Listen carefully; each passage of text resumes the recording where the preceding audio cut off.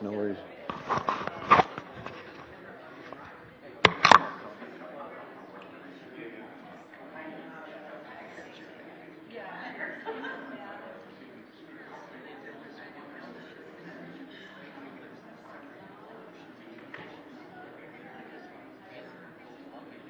Charlotte texted back, said, give her a hug for me. I said, I hugged her for both of us.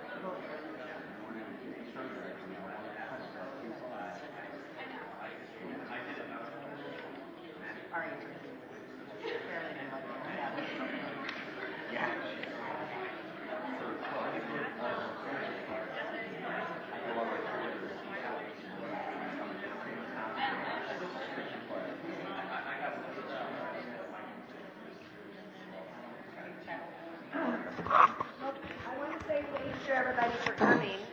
I'm very excited about today's training, but before I get into that, I want to let you know, coming up toward the end of the year with the training, some of you that have been here a while, you know, every 2 years we're required to do our harassment in the workplace training. I've got that coming up scheduled for September. There'll be several classes offered. All employees will have to attend. So if you are not able to make the ones that are scheduled, please let me know and I'll see what I can do about getting an extra one done. And there's a few others that I'm working on to get scheduled before the end of the year. And then next year we'll be rolling out a lot of the same classes for people that are unable to attend, the ones that we've done this year, and then some new ones. So look for that in our monthly emails that I send out. But with that being said, Mark Sanborn is here today. I'm going to do a little personal. I've known Mark's wife. I used to work with her in Aurora 100 years ago. And then she met this fine man, and then I've heard Mark speak several times on various topics. Very dynamic speaker, very excited that he is able to come locally to Commerce City. He does do a lot of government work, leadership, all kinds of things. So I'm not going to even do much more of a presentation. I've done my blurbs and my emails, and I'm very excited that he's here. So please welcome Mark Sanborn. Oh, and then you. Oh, okay. Thanks. You bet. Thank you, Linda. Well, good morning. By a show of hands, how many of you are here? Just wanted to make sure. I got to tell you, I've lived in Denver now 29 years, and my earliest recollections of Commerce City when I first moved here and was a single guy, because Linda has known my wife Darla longer than I have. But when I first moved here, I had a buddy that loved to play the puppies, and we would come up to the dog track. That was kind of the boys' night out. And of course, Commerce City's, changed a great deal in the intervening 29 years. I understand you're up to 51,000 citizens that live here and 1,600 businesses. I know that the city is actually older than me, which means it's a really old community. That's how I kind of benchmark things. So it's great to be with you. I live in Highlands Ranch. I used to live in Denver proper, but we moved down to Highlands Ranch about 20 years ago. So I wanted to make sure that we were all engaged this morning, and I thought we'd start with a pop quiz. Now, you just need something to write on. I'm going to ask you 5 simple questions that require 5 very brief answers. You can use the back of your evaluation form or the notepads they provided or your cell phone. And as you're getting ready to write, there's only 2 ground rules for this quiz. Ground rule number 1, do not get excited and yell your answers out loud. I find adults are so doggone excited to actually know the correct answer to a question, they want their friends and colleagues to know they know. So please work silently. Let me say that again. Work silently. Don't ask questions. Say anything out loud. Work silently. No matter how many times I say that, there's always somebody that has a Tourette's-like outburst and ruins it for the rest of the group. The second ground rule is this. I'm a big believer in teamwork, just not now. That is to say, do not copy off of nor confer with the people seated next to you. If I see you talking, I'll have to split you up. So, work silently, work independently. Question number 1. How many birthdays does the average American male have? Question number 1. How many birthdays does the average American male have? Question number 2. Some months have 30 days, some have 31. How many months have 28 days? Some months have 30 days, some have 31. How many months have 28 days? Armando's actually guarding his answers from me. He's a very, very cautious controller. Question number 3, mathematical question. Divide 30 by 1/2, add 10. What is the answer? Divide 30 by 1/2, add 10. What is the answer? Now, I promise I'll repeat the fourth question 3 times, so don't panic the first time you hear it.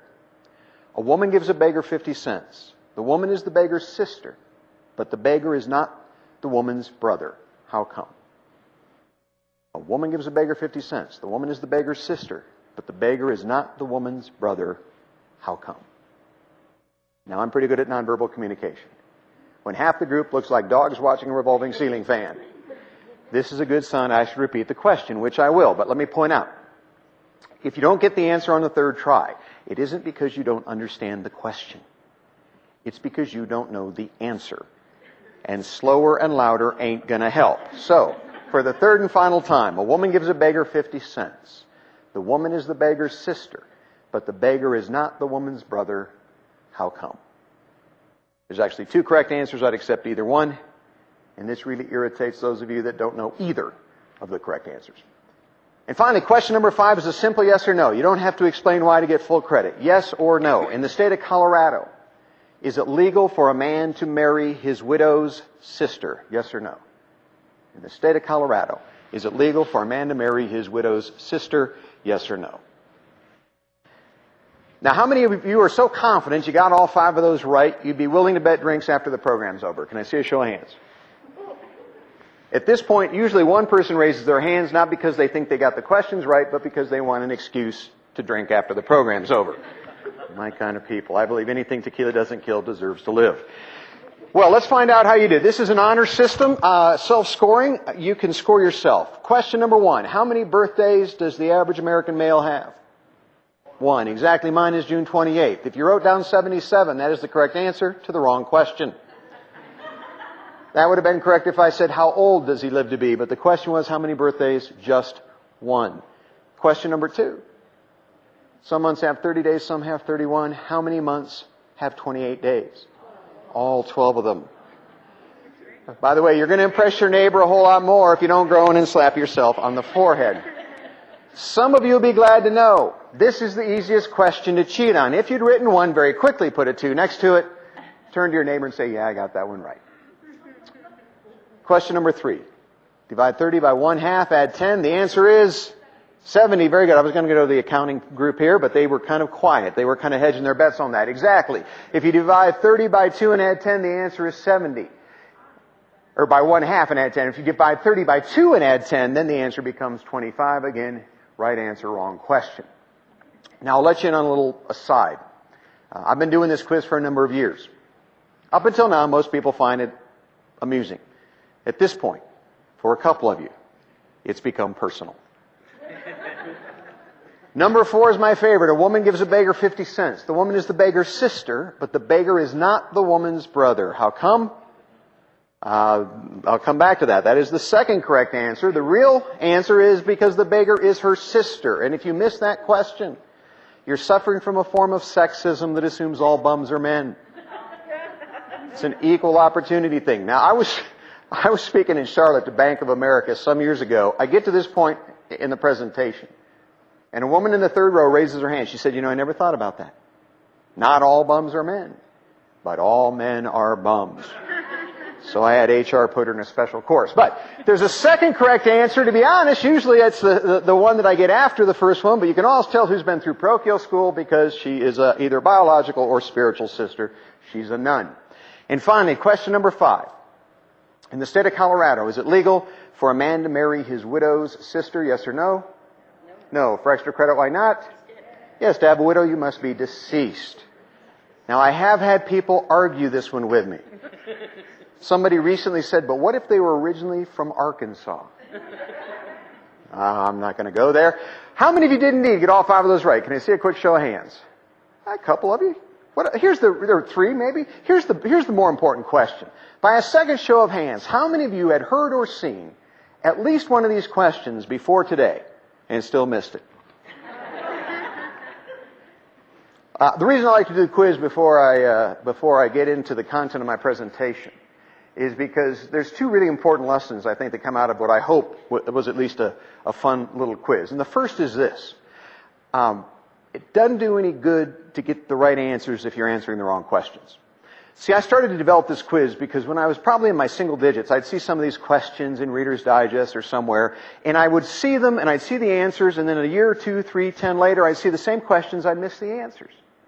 But see, the good news is it doesn't matter if you got all of these questions right, because these aren't important questions.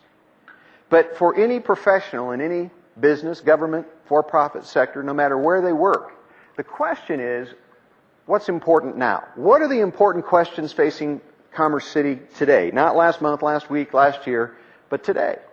Because change is a moving target. What's important changes. And I kind of like to point out that it doesn't do any good if you get the right answers, but you're answering the wrong questions. I believe in the workplace today and in our communities, generational differences mean that people ask different questions. Millennials ask different questions from Xers and digitals and boomers and the rest. And sometimes we get hung up on the wrong questions.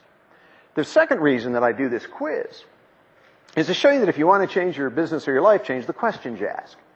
And I want to give you 3 or 4 examples of how changing the questions changes your thinking. One of the big questions that we all ask in our work is, are we achieving our goals? Are we making our numbers? And that's an important question. But there's an even better question. And that is, are you pursuing your potential? Because see, you could make your numbers year after year and still be leaving a lot on the table. You could look at economic growth or any metric that you choose for the city, and you could have nailed it, but the question is, could you have gone even further? See, here's the problem with goals. Goals limit performance. Now, I think goals can be positive, but once you achieve your goal for the year, what do you do for the rest of the year? You relax a little bit. I call it the security of the achieved goal, the security of the achieved number. And so this isn't an or question, this is an and question. Are we achieving our goals and are we pursuing our potential? Because that's the premise of my next book. It's called The Potential Principle, How to Make Your Best Better. And the premise of the book is this: we all know how good we've become, but none of us know how good we could be. And that to me is what makes business and life interesting. If you wake up in the morning and you realize this is the best I'm ever going to be for the rest of my life, life gets pretty boring. But if you wake up in the morning and you say, what might I do today to be better than I was yesterday? And by the way, nobody can make you do that. This is a voluntary program. We thought about doing some research for the new book. I was going to commission a research firm and do some hardcore research about what percentage of the American population A, wants to get better, B, has a plan to get better, and C, is actively working to get better. And then I realized it would be interesting, but it wouldn't serve any purpose. Because they won't buy the book.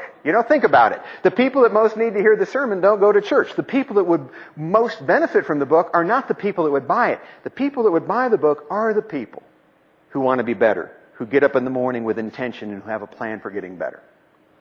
Another question. I just worked with a big company in Rapid City, South Dakota, which is an oxymoron, by the way. 2 words that do not go together, like jumbo shrimp, right? And this particular company, they said, we want our employees to get beyond this attitude that they can only be happy at home, that they work 8 hours a day, suffer through the day, and then in the evenings and on the weekends they can have fun.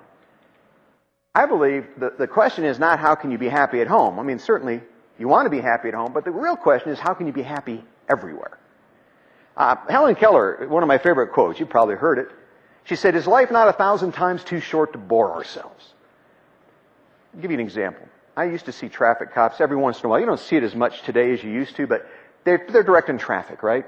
And most of them are not happy to be standing in the middle of an intersection directing traffic. And they've got a certain hostility that comes off them. They're waving their baton, they're blowing their whistle, they're making these kind of aggressive motions. But every once in a while you'd see a different kind of cop, wouldn't you?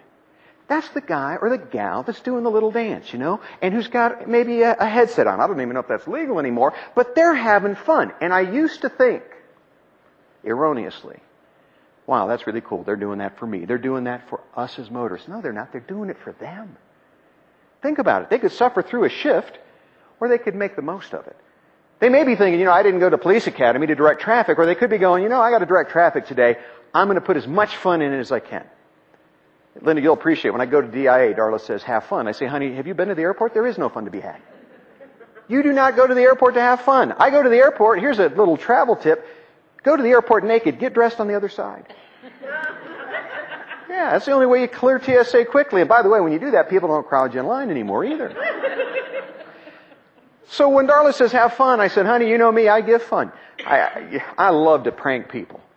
And by the way, I do it appropriately. I don't know if I'll have time today, maybe offline. If we have time at the end, I can talk about how I've shortened my mother-in-law's life. But she's enjoyed the process of being pranked, and I'm her favorite son-in-law. She hadn't actually said that, but I'm pretty sure. The third one is, how can we give good customer service? Or, I hope people don't get hung up on customers. They say, in government we don't have customers. Oh yeah, you do. Customer comes from an old English word, means to become accustomed. And anybody you do business with is a customer of sorts because they become accustomed to a certain level of treatment. Last night, we were having dinner at a Mexican restaurant by our home, and my son, who's almost 18, said, is the DMV office still over there? It was in the same strip mall. And I said, yeah. And my wife said, why did you bring it up? And my son and I said in unison, because we all hate them. And it isn't because they don't provide a needed service, it's how they provide a needed service. It's the wait time. It's the lack of empathy. It's the resistance that they seem to have to making that an enjoyable experience. See, when people go in to do business with anybody, anywhere, they're not looking for service. That's a means to an end. You know what they're looking for? They're looking for success. They want to be more successful at getting their building permit. They want to be more successful at getting their license renewed. They want to be able to do it in a quick and timely manner. So after all these years of talking about customer service, I stopped. And today, my business, I focus on customer success. However you define that. Because customer service is a tool like a hammer. But you're trying to build a house. And for too long, we've looked at the tool and missed the bigger question. And I'm going to talk about today how you know if you've been good at providing service to whoever in your respective, whether you're in the golf course or wherever you're at here in the City of Commerce. And finally, the question people ask is, how do we become the best at what we do? And that's a good question, but there is an even better question, and that is, when you are the best at what you do, how do you get better? Better always beats best. And so sometimes people say, well, we're as good as we can be and there's no reason to get better. Well, the reason to get better is because that's the opportunity if you circle back to finding out just how good you could be. So what's the story? I'm curious, how many of you have read The Fred Factor? Can I see a quick show of hands? Great. How many of you read my book, You Don't Need a Title to Be a Leader? None of you. A lot of opportunity for market penetration here, City of Commerce. You would not know this, but all the proceeds from my books go to benefit children. Mine. So Hunter and Jack would like it a lot. If you read all the books, don't get them from the library, that won't help whatsoever. But I digress. I moved to Denver, Colorado back in 1987. At the time, I was single and living alone. I didn't get married till I was 37. By the way, if you're a little older and you've never been married, it gets tedious because people always ask you stupid questions, don't they? How come you're 30 and never been married? How come you're 35 and never been married? Well, let me give you today, at no additional cost, a way to respond to those people if you're in that situation, because people say, hey Mark, how come you're 35 and never been married? I used to say, I'm just not ready to make that 2 to 3 year commitment. And then when I got married, Darla said, don't ever tell that joke again. So I don't. However, is Linda still here? Did she have to slip out? When I got married, I put everything in my wife's name. That way, if she divorces me, I get half of it back. She hates that joke too. 1988, I bought my first house. 677 South Williams, since you guys are familiar with the city of Denver. Williams and Exposition, Wash Park. 950 square foot bungalow. I've lived there about 2 days when there's a knock on the front door. I opened the front door and standing there is a relatively short fellow. He's about 5'3", weighs about 115 pounds. He's got like an Errol Flynn mustache. He's carrying a bag. He's wearing a blue-gray uniform. He says, good morning, Mr. Sanborn. My name is Fred. I am your postman. I just stopped by to say, welcome to the neighborhood, introduce myself, and find out a little bit about you and what you do for a living. I've been receiving mail all of my adult life. I can't ever recall getting a personal introduction to my postal carrier. But I thought it was a nice touch. I said, Fred, thanks for stopping by. I said, I am a professional speaker. I do not have a real job. Fred said, well, that's important for me to know. If you're a speaker, you must travel a lot. Now, back then, I was doing about 220 days a year on the road. And I told him that. He said, great. If you'll just give me your calendar so that I know when you're in town. I'll hold your mail for you. I'll bundle it, and I'll only deliver it on the days that you're here to receive it. Now, I never had a choice of a la carte mail service before either. I said, Fred, that's probably not necessary. I have a pretty big box nailed right here on the side of the house. Why don't you just leave the mail in the box? I'll pick it up when I come back into town. Fred said, well, Mr. Sanborn, let me point out, burglars watch for mail in your box. I mean, that's how they know you're gone. He said, here's what I'd suggest instead. He said, I'll be glad to put mail in your box as long as the lid closes. That way nobody will know that you're gone. Any mail that doesn't fit in your box, I'll put in between the screen door and the front door. Nobody can see it there. And if that area becomes too full of mail, I'll hold the rest of your mail for you until you come back into town. Now, Fred is more worried about my mail than I am. But I figure he is the postal professional. By the way, I wrote a book 2 years ago. It was a sequel called Fred 2.0, and I'll share something out of that book. I said, a professional is exactly what Fred is. It's somebody who's more worried about the solution to your problem their service solves than you are. Now think about that. Fred was more worried about my mail than I am. That means it frees up space in my life. I don't have to worry about correct delivery of my mail. In education, a teacher who's more committed to your son or daughter learning than you are, you don't have to worry. You know they've got your back. In city government, somebody who's more worried about the solutions to your problems that you need from city government, they become what my grandfather called a no-brainer loyal customer. Because they know they can count on those providers, and that frees up space in their life to do what they're uniquely good at doing. Professional, more worried about the solution to your problems their service solves than you are. So I say to Fred, okay, Fred, let's try your system. I go out of town for a couple weeks. I'm coming back in town. As I'm unlocking my front door, I notice my doormat is missing. Now, my front porch is maybe half the size of that stage, and I look around on my front porch, I find my doormat's in the corner, but it's covering something. See, here's what had happened. UPS had misdelivered a box of mine 5 doors down, left my box on somebody else's porch. Lucky for me, Fred the postman was on the job. Fred saw my box on the wrong porch, picked up this heavy box, carried it down to my porch, put it in the corner, wrote a personal note of explanation on it, then tried to disguise it with a doormat so nobody would take it. Not only is Fred delivering the mail, now he's picking up slack for UPS. The first time I ever told this story, I was speaking in Los Angeles, and a guy comes up at the end of the speech. He said, hey, buddy, be honest. Were you talking about the United States Postal Service? Or does Denver have their own? See, he was amazed that what we would consider, especially in 2015, not a great source of great service, that somebody would give that kind of service. See, one of the things I learned from Fred is great people sometimes become great despite, not because of. That you have to choose. I mean, it doesn't matter where you work, whether it's here, somewhere else, where you've been, where you go in the future. You choose to provide great service and to be a great example, sometimes in spite of, not because of. So that first Christmas, 1988, I was grateful for the service I'd received, so I leave a little gift in the box for Fred. Now, the next day that mail gets delivered, I have an unusual letter in my mail. See, the letter has a stamp on it, but the stamp's not canceled. I see from the return address, the letter is from Fred Shea, my postal carrier. See, Fred lives in Northland. I lived in Denver. Fred knows it's a felony to put unposted mail in a box. So even though he carried the letter from his house to my house, he still put a stamp on just to keep it legal. So after I cut the stamp off, I read the letter. The letter says, Dear Mr. Sanborn, thank you for remembering me at Christmas. I'm flattered that you talk about me in your speeches and seminars. I hope I can continue to provide exceptional service. Sincerely, Fred the Postman. That was, to my knowledge, the first time he signed his name, Fred the Postman. So fast forward the tape. I met Darla in 1995. We got married. She moved in. But in 97, we were expecting our first child. We moved down to Highlands Ranch, where we live today. But for almost 10 years, Fred Shea delivered our mail. And even if you read the book, as a few of you have, there's 2 things you wouldn't know. Number one, when the book came out in 2004, Fred had been an employee of the United States Postal Service for 27 years and never been recognized by his employer.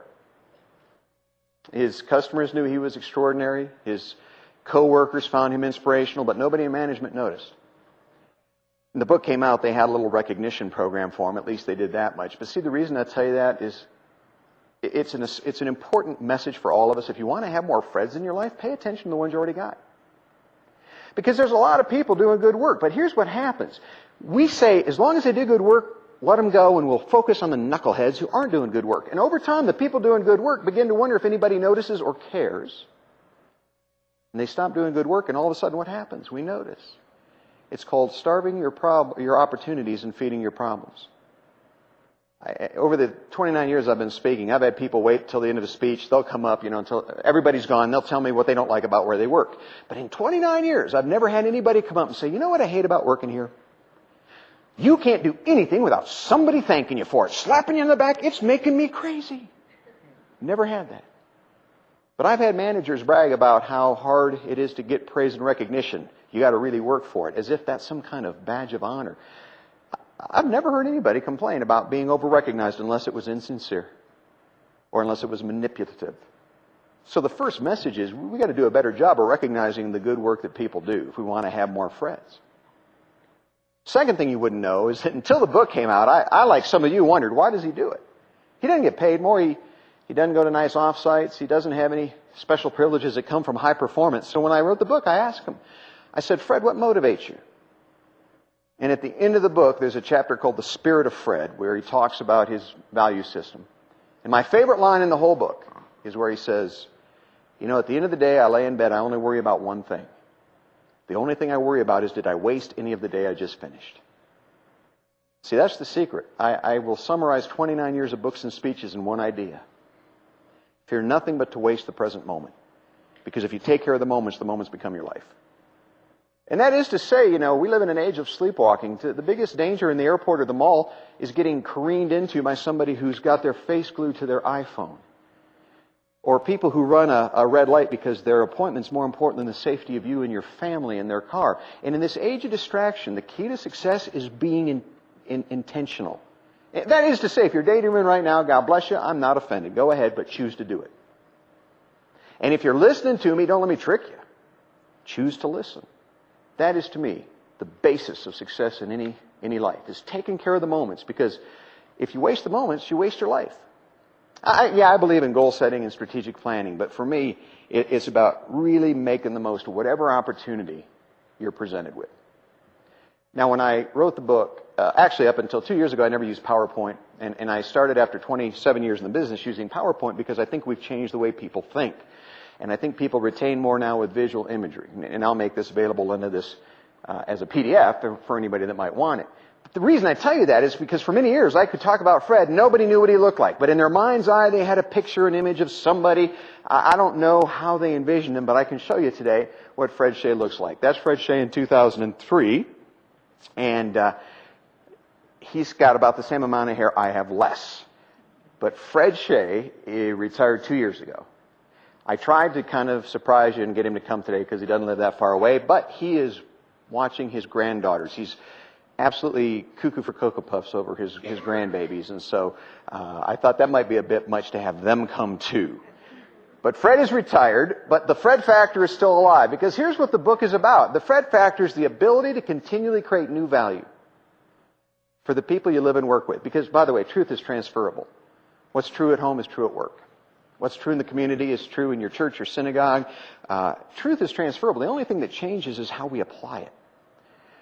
But you create new value through passion, creativity, and commitment. And I chose those three words very carefully because they're things you control. Nobody else controls them. 2004, Tom Peters, one of his favorite quotes of the year, I was flattered, came from my book. And the quote was this: nobody can prevent you from choosing to be exceptional. See, most people have never really thought about that. They think exceptional and extraordinary is circumstance dependent, based on your upbringing or your family of origin or where you went to school or the breaks that you had. Some people have to work a lot harder than others to overcome whatever it is they had as obstacles to be exceptional. But at the end of the day, as we like to say, nobody can prevent you from choosing to be extraordinary. And here's the beginning point. I can't make you. Your employer can't make you. I got kids. I know you don't really make anybody do anything. You influence them. You try to stack the deck in your favor, but they ultimately decide. You got to have positive discontent, which means you're proud of what you've accomplished, but you're not content with it. Because as soon as you become content, you stop looking for a better way to do it. As soon as you become content, you stop striving to improve. Now, some managers get it wrong, and they don't let you be happy for anything you do. That's wrong, because that demoralizes people. Be proud of what you've accomplished. Just don't become content with it. So I wrote this book. It's got 4 principles. Today I'm going to share 4.5 principles with you about the Fred Factor. And this is the first one that's foundational. The order of the other 3 isn't nearly as important, but this one is foundational. Everybody makes a difference. You say, Mark, I've heard that before. No, actually, you didn't. I grew up in the same culture you grew up in. We were not told we made a difference. We were told we could make a difference. A coach, a teacher, a parent said, you can make a difference, as if we could choose what? Not to. That there was some kind of opt-out program, that some people chose to make a difference and others didn't. Let me ask you a question. When you're at King Soopers or Safeway and there's an employee, you need help, but they won't engage you, won't answer a question, won't give you the time of day, do you turn to your spouse and say, oh, honey, they're just neutral? No, you know what you call them? Call them indifferent. Because we always interpret neutrality as indifference. And the point is subtle but important. Everybody makes a difference. The only question is, what kind? Did you add to or take away from the experience of the people you dealt with yesterday? Did they leave at the end of the day saying, my life was a little bit better because of him or her, or I could have sure gone all day without ever interacting? Do you move the ball down the field for Commerce City? Do you take a loss? Hey, I'm here to tell you neutrality is a myth. Maybe in some other universe, where everything is literal, you say, well, there are neutral people. I once had somebody in a performance review say, Mark, I may not be making a positive difference, but I'm keeping my nose clean. I'm following the rules. I'm neutral. You see, they're also not memorable. Kind of pass through life like some kind of phantom vapor. Nobody knows they were in the room. If everybody makes a difference, and the only question is what kind, that means the first job of any leader, and by the way, you need to know, I wrote a book called You Don't Need a Title to Be a Leader. Leadership's about skills, not about titles. Titles should confirm leadership, but a title can't bestow it. And let's be honest, hopefully not presently, but we've all worked for somebody at some point in our lives that couldn't lead a group of 7-year-olds to an ice cream truck. But they might have had a title, they just weren't very good at leading. So I consider everyone a potential leader. If everyone's a leader, the first job of leadership is to prove significance to others. To show the people that you work with how they are significant, because here's what I've found. People who don't feel significant, they don't make a significant contribution. Sometimes you got to show somebody how their interaction affected someone because they missed that for whatever reason. They weren't emotionally attuned to how what they do matters. Because if you can connect difference making to people, people will start choosing to make a positive difference, knowing that the default position is a negative one.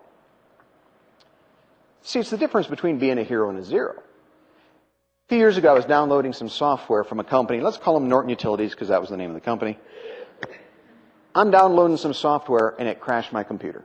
I don't mean in a little way. I mean it broke my computer. Couldn't get my computer to run. And over the next 2 days, I talked to 8 different people from Norton Utilities by phone. All 8 of them told me what to do. I did it. My computer was still broke. Kind of maddening. I had to hire a computer consultant to reinstall my hard drive. It cost 4 times more than the software. And today, when I talk about Norton Utilities, I say all 8 of those people were zeros. You say, Mark, what's this about? Some unresolved anger issues on your part? No. Here's what it's about. Here's what I want to point out. Because, see, this is subtle. Everybody took action. All 8 of those people did what they were supposed to do. Action is where low performers hide. Heroes take responsibility. What would have happened if one of those 8 people said, hey, Mr. Samore, I know you're upset. Hey, here's my direct dial number. Don't go through the call center. That'll make you homicidal. I'll work with you to get it fixed. That one person would have changed my perception of Norton Utilities. Just like one person could potentially change my son's and my perception of the DMV in Highlands Range. Because, see, we don't interact with everybody. It doesn't matter if 98% of the people on your team are really great people. If you happen to hit the 2% that aren't, that becomes your perception. See, people are the reason things go right and wrong. I had somebody say, well, what about software? Sometimes it's software. No, it isn't. Guess who writes software? People write software. You fly United Airlines, you have to. If you live in Denver, you can't leave town without getting on United Airlines. I've got 3 million miles on United Airlines. I feel your pain. You know what their motto is at United Airlines? We're not happy till you're not happy. Yeah, and they got it down. A few years ago, I'm on a flight. They said, we have a mechanical. An hour later, the guy checks back in and says, we found the mechanical, now we're looking for a part. An hour later, says, can't find a part. We're asking dispatch to get us another airplane. 4 hours. At the end of 4 hours, they cancel the flight. We're getting off the airplane. Guy next to me has been drinking heavy. He says, well, you can't really blame United Airlines. After all, it was a mechanical. I said, are you kidding me? They don't control weather, but mechanicals, different deal. You have mechanics to either prevent them or fix them.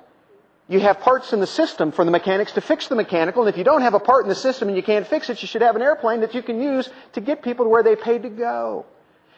Everything was because of people. So I wrote a blog. By the way, people who leave anonymous comments online, snarky comments, those are the same people that used to key your car in the parking lot. And some snarky guy says, oh, quit whining. You got there safely. That's all that matters. Oh, really? When I go to DIA, that should be my highest priority, to survive? Because if so, the airline should change their motto to, at least you didn't die.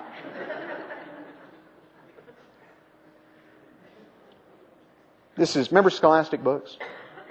And you're a kid, you got that little order form back in the pre-internet days, and you pick 30 books, your parents let you buy one. And then you ordered them, but it took like 60 days to come because they used snail mail, and then it was like Christmas morning. Company still exists, $2 billion, 9,000 employees, 16 countries. Cool company. The president of the company is touring a warehouse, says to this forklift driver, what's your job here? Now that seems like kind of a stupid question. Obviously the guy drives a forklift. But it's what he said that made the difference. He said, it's my job to help children learn to love reading. See, he gets that what he does is not his job. What he does is how he accomplishes his job. Because the inventory, the being able to get books out in a timely manner, that's what helps kids learn to love reading. And that sense of purpose is what sustains you when you got to do a lot of silly, redundant stuff at work. You got to have a bigger sense of why you do what you do. I call it making a signature difference. If everybody makes a difference, there's a lot of ways you can make a positive difference, but there's a kind of way you can make a difference that's probably pretty unique to you. I met a guy in St. Louis years ago, worked for a big construction company named Fred Stork. Fred's retired now. The guy is a Uber gardener. I guess Uber, we got to change that word. Uber used to mean like ultimate, but now it means a guy that drives cab and gardens. But he's a really good gardener, and he raises award-winning roses. And if you're sad and he wants to encourage you, he doesn't just give you an encouraging word, he gives you one of his roses. Or if it's your anniversary, he doesn't just send a card, he sends some roses. And it's become synonymous so that when Fred makes a difference, he often couples his love of gardening and roses and how he makes a difference. Now, I'm not going to pause right now because it could take a while, but what I'd like you to think about is, what is it you bring to the party that's kind of unique? Is it your sense of humor? Is it your ability to soothe upset people? Is it your ability to mediate? But what is it that you can do that you can start employing in this idea of making not just a positive difference, but bringing your uniqueness, your authenticity to it? And in my new book, it's what I call making a signature difference. Now, you don't have to have a signature difference. But if you can find what that is, that makes it even more interesting and more rewarding when you make a positive difference in the lives of others. I love this. You might have seen this. Little boy, 3 years old, his bestest friend, Mo, his name is Luke, his bestest friend, Mo, the dog, dies. Little boy's too young to understand where Mo has gone, and so every day he writes a letter to Mo, and his mom lets him write the letter, and she takes it out to the post box, and then after Luke goes to bed, she takes the letter out. Well, one night, she forgets to take the letter out, and a postal carrier, I don't know what city this was, finds the letter. And the next day, Luke has a letter from his beloved pet, Mo. I'm in doggy heaven. I play all day. I am happy. Thank you for being my friend. I love you, Luke. Now, the reason I show you that is because how many times do we have a chance to just slow down? And maybe that's why we don't.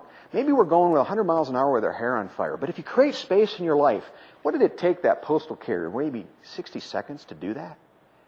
And yet, what an impact we have on others if we choose to make it. Number 2, everything's built on relationships. 2 things in life they don't teach us. Number 1, they don't teach us how to raise kids. By the time we know how, too late. How many of you have at least 2 kids? For those of you that raise your hands, I want to ask you a question. Got nothing to do with my speech, just personal research. How many of you, like me, have come to believe that firstborns are God's way of tricking you into having another one?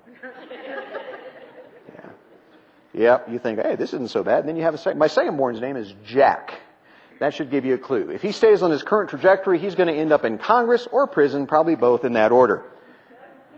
Jack, I would take a bullet for Jack, but he is challenging me on a daily basis, which is why I have less hair than the photo you saw earlier.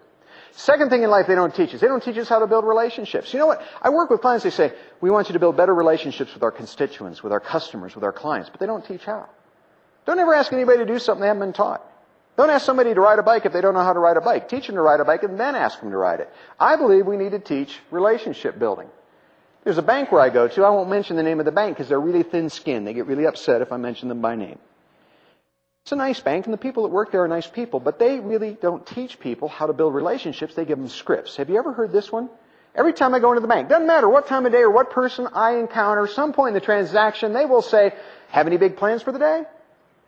Every time. I hate that. For two reasons. Number one, I don't know you that well. I'm not going to tell you even if I did. And the second reason I hate it is because it's an attempt to make conversation, but it's inauthentic. It's scripted. And someday I have a fantasy. I want to say, yeah, I'm glad you asked because I'm leaving here to axe murder a family of 6. That's going to be big. But then I'll be in jail and you'll be reading about me in the Denver Post. See, I don't have a problem with interacting. I have a problem with scripted interactions. What would happen if they just said, hey, beautiful day, isn't it? Yes, it is. By the way, have you ever noticed that if you ask this question to some people, they will take 20 minutes to answer. And if you're the next guy in line trying to get to an appointment, this is not a good thing. You have to use some discretion. You have to use some common sense. So in the book, I talk about the 7 B's of relationship building. Here's the first one. Be real. Just choose to be your best self. Did you ever hear somebody, they did something really heinous and they said, I was just being myself? Well, no kidding. The key is not to let your worst self take the better of your best self. Because we have higher and lower nature. I'm always amused when I read in the newspaper that somebody does something really heinous and there's always some neighbor who says what? Bob couldn't have done that. Bob's too good a guy. Guess what? Anybody's capable of anything. Most people don't act out on their lower nature, but we have a higher nature and a lower nature. And in the workplace, we are supposed to choose the higher nature. Actually, it's a good idea to choose the higher nature any place. But it's about being yourself, but being your best self. It's about being interested in the other person. I wish I had said it, but my friend John Maxwell said it best. He said, when you value people, you add value to people. When you give people your attention, you add value to them. But we live in a culture where the navel is the center of the universe. My wife reads interesting magazines about wacky people in Hollywood. People with magazines with titles like People, Us, We, Them, They, It. All these magazines about wacky people. And you know what? It's interesting. But I realized a long time ago, we don't need any more interesting people. What we need are people who are interested. That when you're in front of them, they're really trying to help you and not looking around the room to see who's more important. Or that when you're talking to them on the phone, you have their attention and you don't hear them doing email in the background. That's the key. It's not to be interesting, but to be interested. And you can't fake this. I'm not, somebody once said, how do you trick people into thinking you're interested? Wrong question. You don't trick people. You just have to choose to focus on who's in front of you at the moment. Be knowledgeable. Knowledge adds value. I'm running off a MacBook Air. I won't bore you with technical details, but high definition, not VGA, but high def interfaces don't run on this computer. I thought I was going to have to buy a new computer. About 1 out of every 3 shows I do, big shows, they have high definition projection. And so I'm about to buy a new computer, costs anywhere from $1,600 to $1,800. And one of the guys backstage a couple of weeks ago said, hey, you can buy an adapter with an active relay, it costs you $15. And I bought it, and it works. He saved me $1,600 with a little bit of information. See, if you add information to your exchanges with people, you can add value to their life. You can save them time, you can save them money, you can save them brain damage. But that means being more knowledgeable about what it is you do at Commerce City than you were the day before, the week before, the month before. It's about sharing knowledge. Be empathic. Who can tell me today for extra credit, what's the difference between empathy and sympathy? We used to say the words were synonym. There are still some dictionaries that say empathy and sympathy are synonyms, but really we've started to separate the two. What's the difference? Identifying with the feelings. Not really understanding how. Yeah, and sympathy, we try to pass off understanding when we don't. Empathy means even if we don't feel the same, we understand it. And so a lot of times it's what we call fake sympathy. Somebody's upset because they've had to wait, and what do you say? I know how you feel, and they say, no, you don't, you didn't just wait an hour. Right? Because you know how they feel. That's empathy, but you don't feel the same way. And it's the ability to say, sometimes I don't feel the same way that others feel. I may disagree with them, but at least I have the ability to understand and not label them as wrong, stupid, or incorrect. By the way, sometimes I always hate those speakers, not the speakers, but I hate the concept that says the customer's always right. If you really believe that, you've never met many customers. Sometimes the customer's wrong, sometimes they're rude, but the customer's always one thing, the customer, who is somebody who's paid for the right to be treated well, even when they don't always, regrettably, deserve it. Be honest, tell the truth. We got, primary coming up. And so we're into the whole hyperbole and spin of politics. You know, in politics they say, tell people what they want to hear. See, that's the problem with our politicians. A lot of them have been telling us what we want to hear, but not what we need to hear. Do you know politics comes from two root words, poly meaning many and ticks meaning bloodsuckers? This is where we get. My favorite joke. I tell it just for me. Here's what you got. Tell people what they need to hear in a way they're willing to listen. It's the difference between saying, I think we can have it turned around in 24 hours, and then disappointing someone saying, you know what? I know we can have it for you in 2 days. We might be able to get it done sooner, but I guarantee 2 days. All you're doing is you're managing expectations. But what we're taught is tell people what they want to hear, get them out of our face. But what we don't realize is if they're disappointed, they come back in our face bigger than when they left. Be honest. Be helpful. I was working with Mayo Clinic in North Scottsdale, Arizona. North Scottsdale, Arizona, people are older, retired people, and the average age of people at the Mayo Clinic there is deceased. I mean, these are really old people.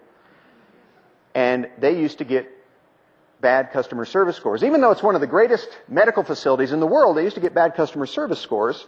And one of the reasons was when somebody would come in and they'd say, I have a 9 o'clock appointment in radiology, they'd say, follow the red line, 3 doors, there's a green line, go left, 2 doors, there's a yellow line, radiology's on the right. And they would find these old people days later, wandering in the hallways, dehydrated. They never got to radiology. So what did they do to improve their service scores?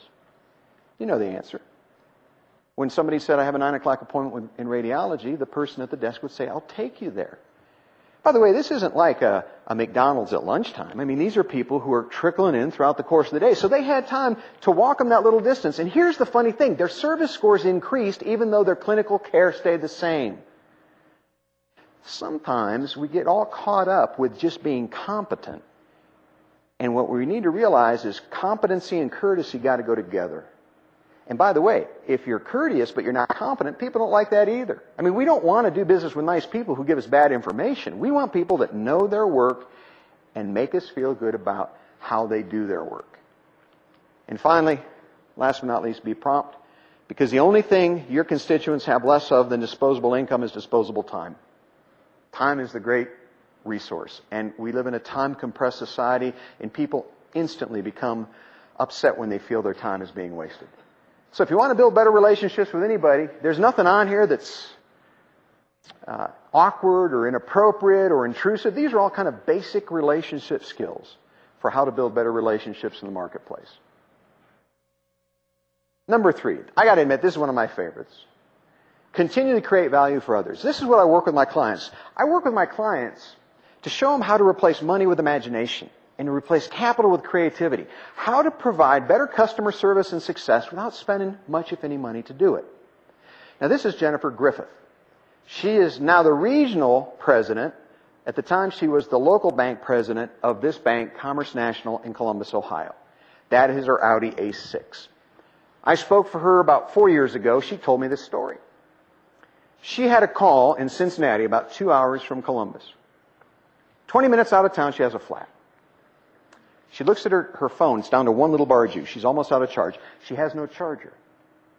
She knows if she calls the client, who's kind of a cranky guy in Cincinnati, if she calls him, she may not have any juice to call a repair service. If she calls a repair service, she may not be able to call him, so it's a dilemma. She thinks about it, and she says, the only thing I know to do is to call Chris. He is the general manager of Buyers Imports, where she bought her car 2 years earlier. She said, hey, Kevin, I've got a flat tire. My cell phone's almost dead. I need your help. He said, where are you? She says, 17-mile marker, Interstate 71 South. He said, don't go anywhere. Now, that was unnecessary. And 20 minutes later, he shows up with a charger for her phone, a fresh cup of coffee, and his personal car. He says, take my car, make your call. She makes the call on time. She's coming back into Columbus. She calls Kevin. Boy, is that good timing or what? You've got to love it when the sound effects come in exactly the right time. That's Jennifer. And Jennifer says, hey, Kevin, I'm bringing your car back. And he said, no worries, you had a long day, take it home, I'll bring your car by in the morning. In the morning, he brings her car by, and she says, what do I owe you? He said, nothing, you're a good customer, it's on us. Oh, and by the way, your mats are in the trunk drying because we washed them for you. She said, Kevin, now you're showing off. The reason I tell you that story is because, as simple as that is, I believe Kevin understands the future of organizations. Organizations are not just about creating an experience for customers or constituents, but elevating the experience so that your experience, if you were to place it against the experience of other communities in Metro Denver, your citizens would say, we have a better experience than anybody else. And I can tell you how to do it. It's not expensive and it's not hard, but you've got to pay attention. Number one, the customer has to receive value. That's where good communications come in. A lot of problems that happen in government are because people have the wrong expectations and they need to be explained or instructed about how things work. And that takes patience. Because frankly, if it's real familiar to you and I, it's a pain in the neck to tell somebody else, isn't it? But it's not familiar to them because they don't have the perspective that we have, the inside perspective in our work. So the customer has to receive value. They have to receive what they expected. But the next thing is, find a way to pleasantly surprise them. Let me ask you this question. With that little story I told you in about 2 minutes of Jennifer Griffith, how many different times was she surprised by Kevin at Buyers Imports? Did somebody think it through? Tell me, how many different pleasant surprises can you think of? Yeah, 5 or 6, depending how you count. How much did they cost? Maybe a couple bucks for the tire repair, but time, certainly his time. 5 or 6 pleasant surprises. Didn't cost Kevin much to provide. And what happens is she was happier at the end of the problem than she was before she had the problem. That's the future of business, the creation of positive emotion, where people don't talk about government or DMV or the grocery store as a necessary evil, but as a thing that makes them happier because of how they are served and the success they enjoy. Because when they're happier, what do? They give good reviews. They tell others. I just had a guy ask me for a review. He had given me some free advice a couple years ago, and it's his business is to help people, coach people in this particular area. And I said, I'm glad to do it. But see, sometimes I'll go online and my Darla will say, honey, you get home, you got to send a letter to somebody. And I'll send a letter to the general manager of the place of business. Because I'm happier, I'm more loyal, I usually do more business. But it's about asking this question. Are people happier they interacted with you than before they interacted with you? Do they leave happier? And that's a tough one. I'm an economist. We were talking about this. I'm a left brain analytical. And sometimes it's hard, but the emotional is just as important as the analytical. You've got to balance those two things. And I'm going to show you some ways to create value. I mentioned this. Outthink rather than outspend. You don't have to go to the city council and ask for a bigger budget. Just figure out how can we become a little more creative. Little things make a big difference. This is on the border at Quebec and 470. Some of you have no doubt been there or at least driven by it. We used to go there every Monday night when the kids were little. Why? Monday night, kids used to eat free. They don't do it anymore. Plus, at 6'3" and 6'2", they do not believe our kids are under 12. Whoa, I turned it off. One night, we're going to take the boys there. Darla says, I don't feel well. Please get me something to go. She stays home. We go in down the border. Our wait person, her name is Alicia, which is Spanish for Alicia. And she's really good. And she's really nice. And I say, Alicia, my wife's under the weather. We're going to order her something to go. And at the end of the meal, she brings out a plastic bag with 2 styrofoam containers. And on one of the containers, she'd written in red ink, hope you're feeling better, smiley face, Alicia. And we get home and Darla says, who's Alicia? and I explained, and then Darla was touched. And the next time we went back, we said, is Alicia working? And sat in her section. And then we went back a while later and said, is Alicia working? They said, her section's full. And we said, well, wait. I don't know the manager there. Matter of fact, Alicia's gone on to other things. I don't know where Alicia went, but I'll tell you this. Alicia, here is her entire budget for making the customer happier. A red ink pen and some thoughtfulness. It's just that little bit extra. Now, by the way, nobody talks about saying this. If people get the same treatment all the time, they're never going to go, yeah, you know what's cool? When I went in yesterday, I got the same treatment I always get. It's when you do something occasionally, not every time, but periodically, you exceed expectations. Like the Omni Hotel in the Gaslamp District in San Diego. 10:10 at night. I got longer collars on. They're flipping up. I got no collar stays. So I go to the front door, and there's a bell cap, surfer dude guy. Little hat, long blonde hair. I said, "Excuse me, sir, where may I buy collar stays?" He said, "Dude, you can't." I said, "What do you mean?" He said, "It's the gas lamp district. No stores open at night, just bars and restaurants." I said, "Man, what am I going to do?" He said, "Don't worry, I'll hook you up." And the guy goes to the front desk and he gets a plastic room key and a pair of scissors and he makes me collar stays. I don't remember anything else about the Omni. Yeah, it's a nice hotel, but what I remember is the bell cap who was able to create a little more value. He could have said, "Sorry, I don't know what you're going to do. I guess you're going to have curled up collars tomorrow." But he went the extra mile. W Hotels. I would not stay at a W Hotel. They're overpriced, but occasionally I have nice clients who put me there. I'm at the W Hotel in Washington. I get in, I call, I ask for a 7 a.m. wake-up call. But because of the time change, I get up at 6:30, I go to the gym to work out. I get back to the room about 7:15. About 7:16, there's a knock on the door. I don't know anybody at the W Hotel. I don't know who's knocking at the door. Guy says, "Excuse me, sir, I'm from the front desk. You did not answer your wake-up call. We wanted to make sure you were awake."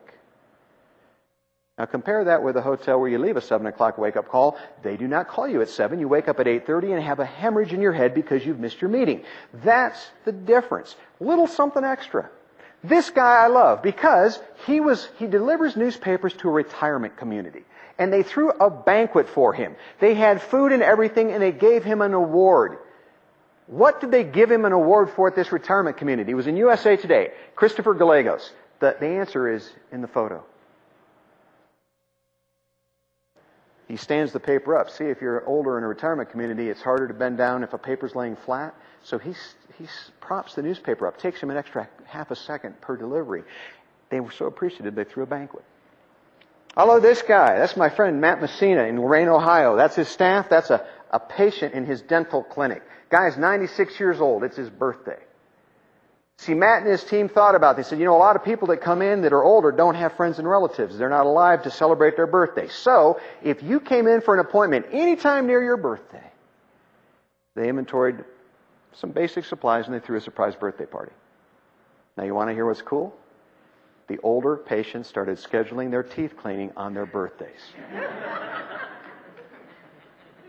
This is the opposite of a Fred. This is a DERF. This is Disneyland Paris. This is not backstage. This is in front of the kids. Mommy, Mickey's head fell off and he's smoking a cigarette.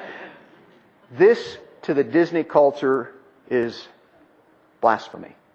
Because you're always on stage. You can do that off stage, but not in front of the kids.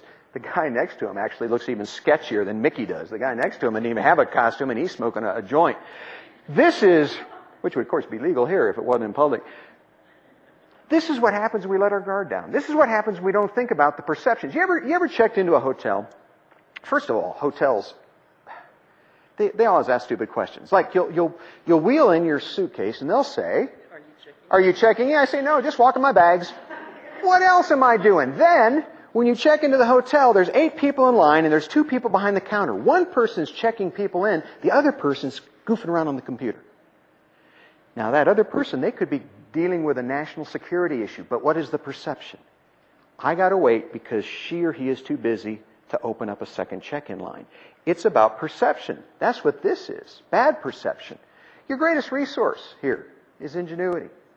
And the only thing more powerful than ingenuity is ingenuity leveraged by good technology. See, it's not either or, it's both. So, how do you get creative? How many of you in the last 3 years have been to the Denver Zoo? Can I see a show of hands? I wish I could take you to the Denver Zoo on a field trip. I would not take you to look at animals. You could do that on your own time. I would take you to the gift shop. Because in the gift shop is the greatest example of value creation in the last 100 years of Denver business history. Let's just say, for the next minute, that you run a zoo. I realize if you're in management, this is not a big leap of imagination. But let's just say you really run a zoo. You got 3 big expense items. Number 1 is feed because they eat weird stuff. Number 2 is someone to feed them. And number 3 is getting rid of the feed when the animal returns it. This is a euphemism. You can't throw wildebeest dung in the dumpster. You have to have all that treated to EPA standards and hauled away. Some of you in City Works will understand the regulations and how expensive they are. Somebody at the Denver Zoo is very Fred-like, said, "What if we sell it? And today in the gift shop at the Denver Zoo, there's a coffee can size container, 4-color label, $9.95, and it's called Zoop. I'll let you figure out how they came up with the name. But for $10 in tax, you can buy a can of exotic animal excrement to take home and put on your garden or compost pile. Now, I don't want to be crude, but I'm going to take a risk to make a point. If you can add value to crap, you can add value to anything. The next time somebody says, we don't have a budget, send them a can of Zoop. They're selling crap every day at the Denver Zoo. See, what I love about that is they took what was an expense item and made it a revenue item. How about baby carrots? You go to a cookout, there's a tray of baby carrots. You know those were not carrots taken from their mother's arms. What are baby carrots? Broken carrots. And they used to throw them away. They used to take all these broken carrots and they'd either feed them to livestock. Problem is, I'm a farm boy. You feed too many carrots to livestock, it turns the fat orange. So you can't overfeed livestock on carrots. But the other thing they would do, if they couldn't do that, they'd throw them away. Somebody at a company called Bolthouse Farms came up with a water lathe, and they just put these broken carrot parts, and that's why they all look like twins, you know. And they make all these baby carrots, and over $1 billion are sold every year. That's the power of an idea. What is it that you've got here in your city that could be converted from an expense to a revenue item? I stay in hotels for a living. It's an occupational hazard. Have you ever stayed in a hotel when you go to take a shower and the stopper is down? That means you've got to do one of two things. You've got to not touch it and let the water come up around your knees and then leave this kind of cesspool in your tub, or you've got to touch the stopper to pull it up. I would rather reach into a vat of thermonuclear waste than touch the stopper in a hotel bathtub. I go to the front desk. Woman says, the scripted question, how was your stay? I said, great, except for one thing. The tub stopper was down. She said, why? I said, I don't know. Why was it down? See, somewhere, there's a reason, right? Somebody in housekeeping said, put the stopper. I had a guy in Canada, I kid you not, raised his hand. He said, I'll tell you why, big-ass spiders. That's why the stopper's down. You ever see the stopper down here? Big spiders are going to crawl right out. I said, that, sir, is a good reason to keep the stopper down. But I'm not sure that's necessarily the reason. The reason I bring it up is not to solve this mystery, but to ask you a question. What are the tub stoppers in your work?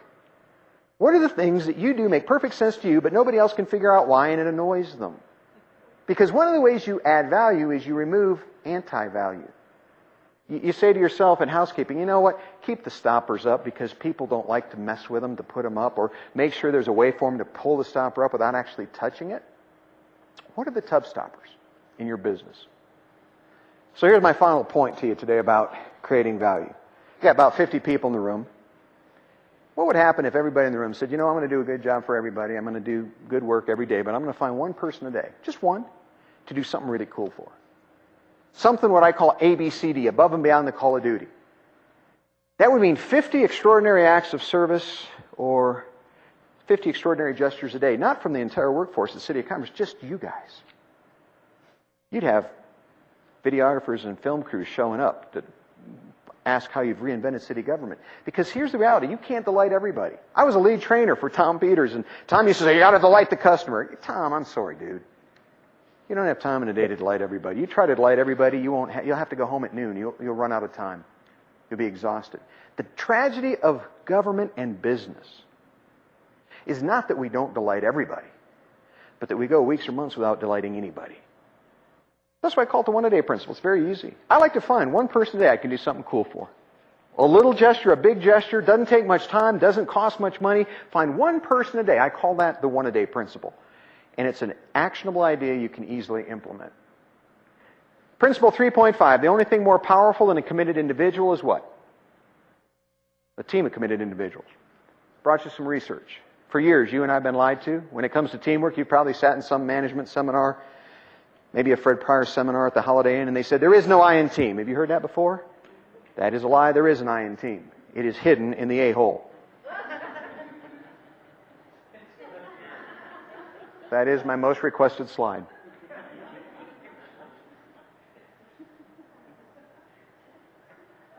I'll give a free book to anybody who can tell me the name of that person, that famous business person.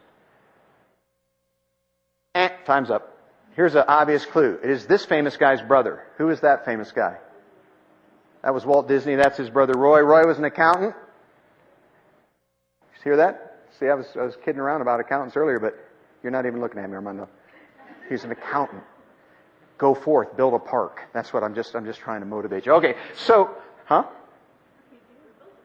Oh, you mean Parks and Rec? What park? Which one? Right. Oh, okay. Well, see, so you're ahead of me. All right, so strike that. Play along. Just pretend. My favorite definition, or my favorite quote, business quote when it comes to teamwork is this. Because it was Roy Disney who said, when values are clear, decision-making is easy. Yeah, you definitely have to follow laws and rules and regulations, but when it comes to internal stuff, how we do things in an organization, values should trump policy. When you really know what's important. Sometimes people will say, I wrote an entire blog, what I can't means. When somebody says I can't, it doesn't mean they are incapable of doing it. It means they don't like you, they won't do it, they don't want to get in trouble, they don't know how to do it. I can't rarely means I literally can't. It means I won't because. And sometimes you have to flex or bend the rules to support the values. Again, I want to be very clear. I'm not suggesting messing with statutes and regulations and laws, but simply the internally imposed processes that keep us from helping people get what they want. So if you want to have a team of Freds, I'll give you an acronym, FRED. First, start looking for the Freds that are already here. They may not be in the room, but obviously some are. But start finding the Freds in your organization and then recognize them. Just give them some positive feedback. It's been a long time probably since anybody walked up and tapped them on the shoulder and said, hey, I appreciate you do important work. Encourage somebody that's not afraid. Simply say, I see potential in you don't see. That's one of the things leaders do. Leaders see the potential in people that people don't see in themselves. And sometimes all they need is a little nudge or encouragement.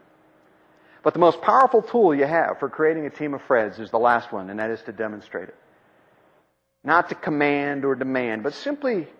And by the way, I know the language is silly. Sometimes somebody on Amazon will review my book and say the language was silly. Duh, I wrote it. I get it. It's the spirit of it that I hope people grasp. I don't care if you ever use the word Fred or not. It's kind of fun language because the Fred that I write about really does exist. But it's that demonstrating, that choosing to be extraordinary. That's what inspires people. And that brings me to my fourth and final point. You can reinvent yourself regularly. When I was probably 16 years old, I heard something, I thought it was corny, because when you're 16, everything's corny. What I heard was this: the only difference between a rut and a grave is distance and depth. I today think it's kind of profound. Because we've all lived long enough to know somebody that died at 38, but they're still upright at 58. They're still walking around. Not only are they bored to death, they're boring the rest of us to death. These are the people who make the party better when they leave, not when they come. And it really is a drag when you encounter them in the marketplace. It's a drag when these people manage and lead others because they burn out other people because of their lack of enthusiasm and passion.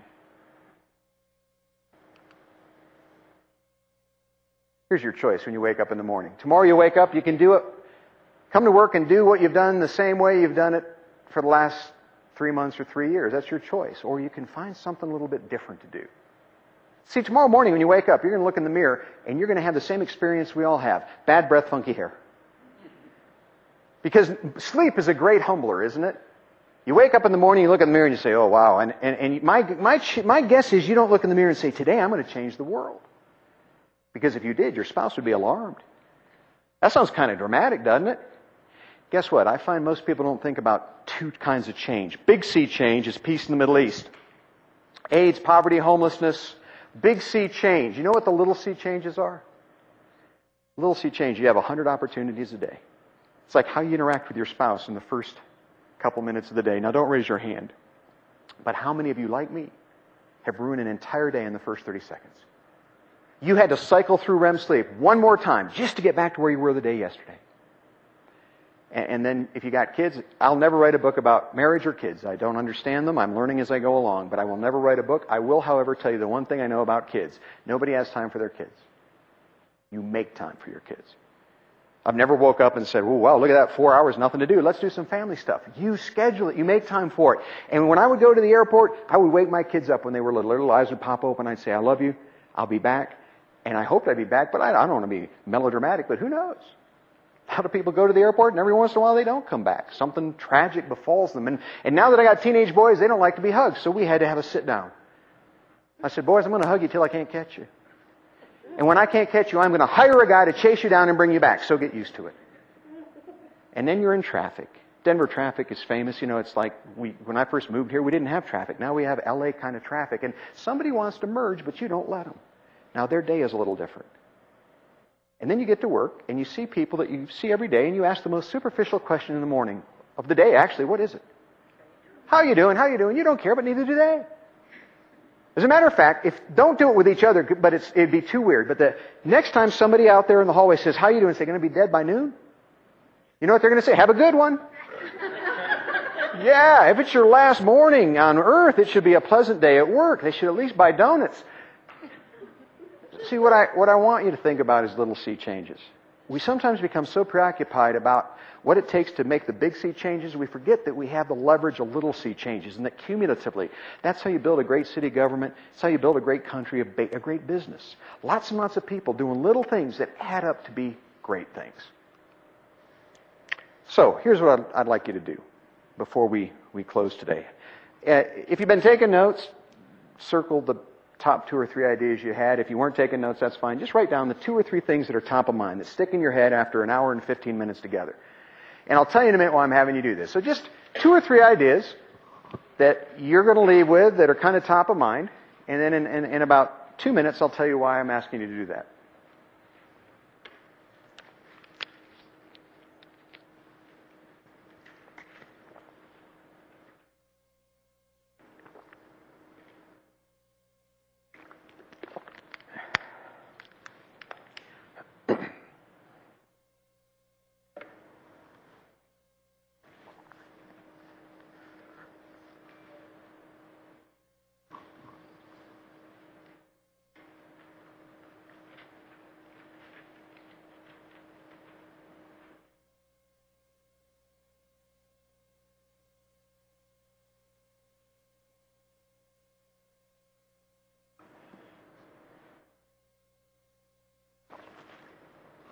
What I like to do at the end of a program is get 4 or 5 people, and this is voluntary, I'm not going to call on you, so it's safe to maintain eye contact.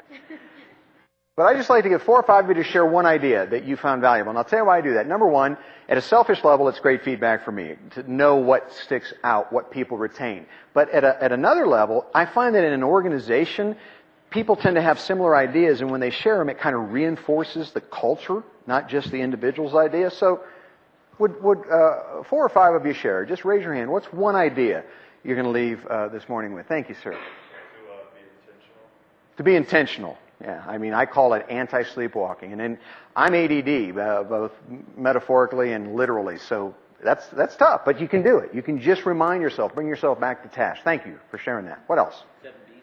The 7 B's. And you know what? I'll be honest. 7's a lot. Pick 1 or 2. Pick maybe 1 a week. I mean, this sounds kind of crazy, but if you really want to inculcate the idea, just pick 1 a week and look for ways to use that one and then move to another one. You got an instant 7-week kind of relationship improvement program. But thank you. The 7 B's. What else?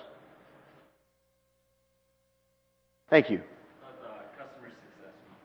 Yeah, customer success. And we often say, how can I serve you? Think about what will success look like for the customer at the end of the transaction? Whether the customer is a colleague or the city or somebody that comes in. All right? How about 2 more? Thank you.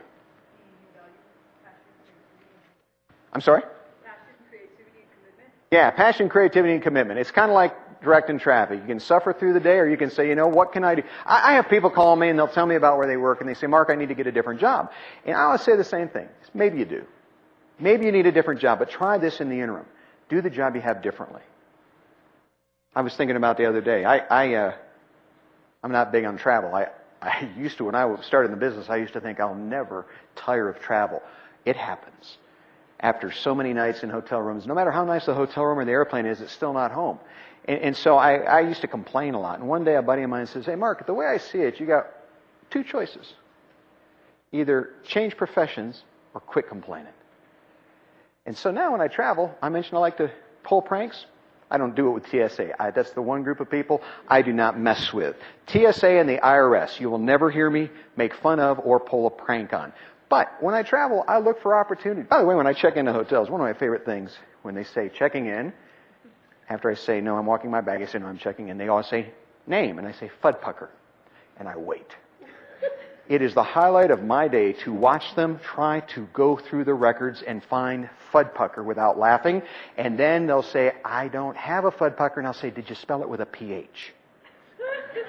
And then when I finally say, no, my name's not Fudpucker, their day's better because they're just dying thinking there's really people named Fudpucker that check into hotels. No, they're not. My name is Sanborn. Now, you know what? That may seem to be a little thing. I've never had anyone get mad, and 99% of the time, it gets a laugh. What else? How about one or two more things? Yes, thank you. Yeah, one a day. I love that. One a day is so simple. Just one person a day. Maybe take you 2 minutes. How about one final one? Thank you. All the way in the back. Yes, sir. A professional is more concerned about the solution to your problem than you are. Good. Very, very good. Capture that idea. And being a professional, simply say, what is it I can do to take that problem off their plate and solve it for them so they'll be happier because of it? When I wrote the book, The Fred Factor, my editor, Roger Scholl, made me take out the word love 9 times. 9 times I'd written the word love. Roger put in generosity of spirit. If you're ever reading the book and you come to generosity of spirit, cross it out and write in love, because that's the way I wrote it. And I said, Roger, why do we have to take out the word love? And he said, because love freaks out business people. If you put love in a business book, it'll freak them out. And you know what I learned since then? Roger was only half right. Love freaks everybody out. Because we tend to think of it as sentimental or sensual or sexual or familiar. I mean, there's all these kind of sugary, sweet things about love that we don't associate with the workplace. But I use love differently. Lindsay Owen Jones, president of L'Oreal, he's now retired, was once asked by Forbes magazine, they said, what is the secret of L'Oreal's success? Largest cosmetics company in the world, one of the most profitable, one of the fastest growing. What is the secret of L'Oreal's success? He didn't have a problem with using the word love. He said, if we're successful, it's because we love this business a little bit more than our competition. See, it's when you love 3 things. I call it the 3 loves. Number 1, you love what you do. That doesn't mean it's always fun. As a matter of fact, I've come to believe that when we have fun at work, we don't love it, we enjoy it. We love it when it's hard. I've been to retirement parties and somebody will stand up and they'll talk about the person retiring, what they remember. You know what they remember? They say, we had a lot of good times, blah, blah, blah, but they always go back to something really heinous, terrible, challenging, tragic, and they go, and we got through it together. And it dawned on me that we love the difficult, we enjoy the success, but we really love the challenge. And that's what I mean when I say love what you do. Not because every day is a walk in the park, although I now know you built one, but because that's what, it's about loving the work, and number 2, it's about loving who you do it with. And you don't even have to agree, you don't ever have to barbecue with the people on your team. Here's what love at work looks like. It means everybody on the team is as committed to the success of the organization as you are, as committed to the success of the customer, the constituent as you are. Because the only disqualifier is when you got somebody who fundamentally is putting in time and is not really as committed to the success of the city and the constituent as everybody else. And the 3rd love is to love who you do it for. And it's hard to love everybody. But you know, I've never been asked by a client to come in and do a seminar on how to love nice customers. It's the 1%, the 2%, the challenges. Those are the people that are harder to love, and that's the choice, because at the end of the day, love is a choice. Emotion's a feeling, but love is a choice. And sometimes you can be mad at somebody, but still choose to treat them with dignity and respect. Because, see, here's my final point this morning. The reason I talk about the 3 loves is this. If you love what you do, and you love who you do it with, and you love who you do it for, whether or not you ever read my book, or whether or not you ever heard me speak, I can tell you with certainty, you are already a Fred. Thanks for having me today. It's been good to be with you. Thank you, Linda.